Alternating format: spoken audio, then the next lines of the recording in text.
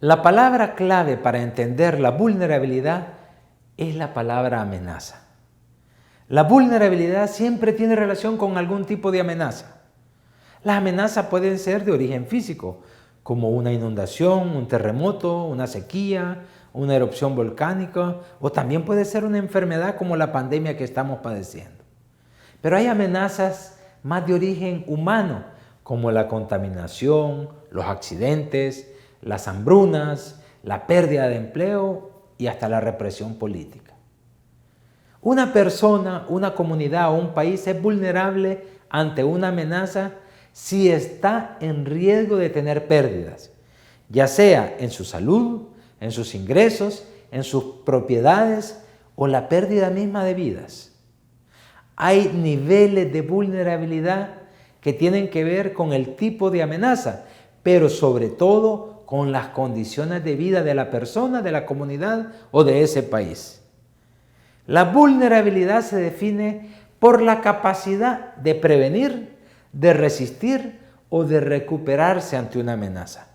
Por ejemplo, ante la delincuencia que vivimos, una persona que anda a pie o en bus es más vulnerable que una persona que anda en moto.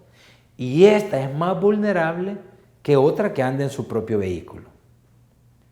El concepto opuesto a vulnerabilidad es el de seguridad. Una persona, una comunidad que se siente segura no es vulnerable. En la dimensión ambiental, por ejemplo, ante la amenaza de una gran tormenta o huracán, una familia que vive en una champa de láminas a la orilla de un río, de una quebrada o de un barranco, es muchísimo más vulnerable que otra persona, otra familia que vive en una casa de materiales resistentes y en un entorno con obras de protección. Lo que en nuestro país, El Salvador, ha pasado es que han aumentado las vulnerabilidades. Ha aumentado la vulnerabilidad ambiental, la legal, la política, la económica, por la acción o por la inacción de los diferentes gobiernos. En el ámbito ambiental, ahora se inundan lugares que antes no se inundaban. Ahora llueve fuerte y hay familias damnificadas. Y es que hemos entendido que el desarrollo, que el progreso es encementar todo. Todo el agua que se filtraba donde ahora hay grandes construcciones, por ejemplo en la zona del Espino, que hay grandes centros comerciales, tiene que correr por algún lado. Por ejemplo, ya se autorizó otro megaproyecto en una zona de recarga hídrica en el Valle del Ángel, La Popa. Esa agua no solo ya no llegará a los mantos acuíferos, sino que tendrá que correr e inundar otras zonas, probablemente afectando a mucha más gente.